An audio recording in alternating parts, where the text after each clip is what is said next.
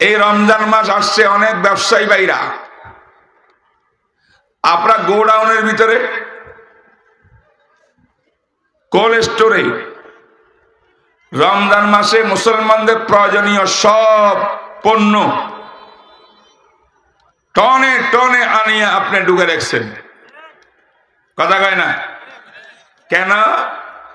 মাহে রমজান আসলে আস্তে আস্তে বিক্রি করব চড়া দামে। সিন্ডিকেট করছেন কি করেন নাই? এমন ব্যবসায়ী এই দেশে আছে না নাই?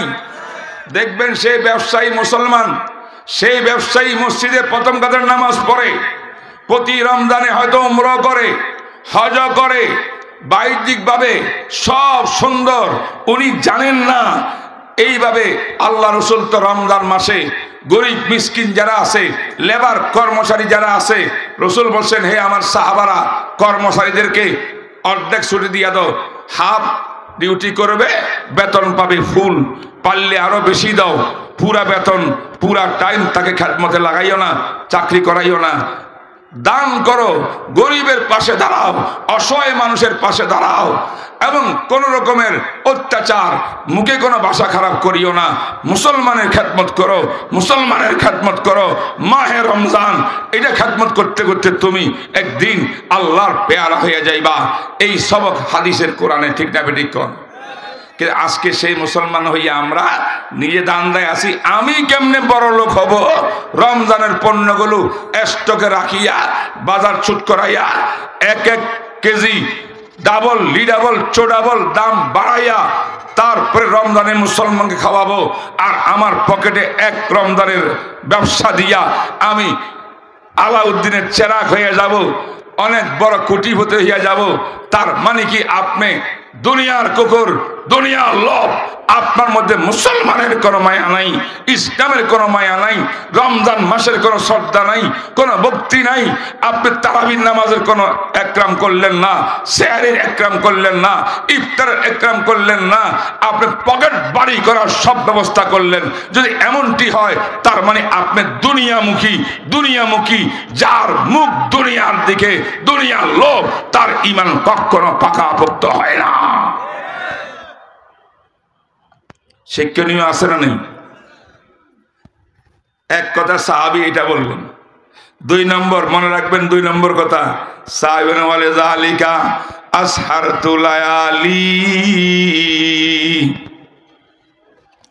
ওগো নবীজি, আল্লাহর সন্তুষ্টি পাওয়ার জন্যে, ঈমানের চাহিদা পূরণ করার জন্যে আমি রাত্রে বেশিক্ষণ ঘুমাই না, প্রায় রাত আমি জাগ্রত থাকি, জিকির আজকার করি, চোখের পানি দিয়ে আমি যায় নামাজ বাসাই, এবং আমি জিকির করি, কোরআন তেলাওয়াত করি। রাত্রে প্রয়োজন মোতাবেক অল্প টাইম আমি রোজা রাখি, ঘুমাই, বাকি সব টাইম আল্লাহর গোলামের মধ্যে আমি সময় কাটাই দিই।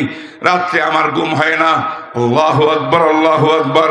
বোঝা গেল আমার ভাইরা, ঈমানকে পরিপূর্ণ করার জন্য, আমলকে আল্লাহর কাছে কবুল করানোর জন্যে, পরিপূর্ণ মুখলেস এখলাসের সঙ্গে আমল করার জন্যে সাহাবাওয়ালা ঈমান, সাহাবাওয়ালা আমল আমরা যদি গ্রহণ করতে চাই, তাহলে দুই নম্বর সবক হইল, দুই নম্বর সবক হইল শেষ রাত্রে আল্লাহ সারা রাত মোবাইলের ভিতরে কাটাই দেব, গুনার ভিতরে আমার সময় চলে যাবে, একটু আল্লাহ বিল্লাহ আমি করব না, যায় নামাজটা বিছাইয়া 4 রাকাত তাহাজ্জুদ আমি পড়ব না, কোরআন তেলাওয়াত করব না, এটা কিন্তু হইতে পারে না। কোরআন তেলাওয়াত যে ব্যক্তি করবে, তাহাজ্জুদ পড়বে, শেষ রাতে আল্লাহর কাছে ধর্ণা দিবে, মাপ চাবে, গুনাহ মাপ চাইয়া চোখের পানি দিয়ে বুক বাসাবে। এই হাদিস দ্বারা বোঝা গেল তার ঈমান হবে পরিপূর্ণ ঈমান। কথা কর না, ঠিক না? তাহলে আমরা কি এটা করার দরকার আছে না নেই? রমজান মাসে করবেন তো ইনশাআল্লাহ। কারা কারা কমাস কম রমজান মাসে পুরা রাতটা আমরা অল্পক্ষণ ঘুমের জন্য টাইম দিয়া বাকি টাইম কোরআন তেলাওয়াতে থাকবো, তারাবির নামাজে থাকবো, এবং ভালো ভালো কাজের মধ্যে থাকবো, তাহাজ্জুদ আমরা পড়বো, আউয়াবিন পড়বো, চাষ পড়বো, নফলগুলা বেশি বেশি করব, কোরআন তেলাওয়াত করব, আর রোজা রাখবো, এবং তারাবির নামাজ পড়ে আমরা আল্লাহকে রাজি করার জন্য সব করব। এই যদি আমার মানসিকতা হয়, আমাদের 5 তারিখের সেই বিপ্লব যেটা আসছে আমাদের কাছে, এটার সুফল পাওয়ার সম্ভাবনা প্রবল। ঠিক না বেঠিক? আল্লাহ তুমি কবুল ফরমাও। ও আমার ভাইরা শুনেন, হাদিস থেকে আপনি সবকটা নেন।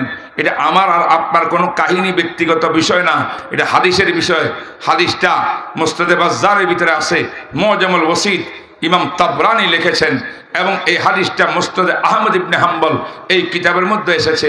তাই এটা সহিহ হাদিস, আপনি এটার উপর আপনি আমল করতে পারেন।